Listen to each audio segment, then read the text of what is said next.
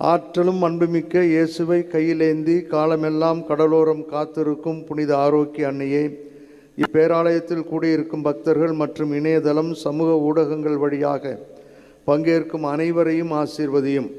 இவர்களின் மனம் சோர்ந்து போகும்போது பால்கார பாலகனின் பால் குடத்தை பொங்கச் செய்தது போல இவர்களின் மனங்களையும் மகிழ்ச்சியால் பொங்கவையும்.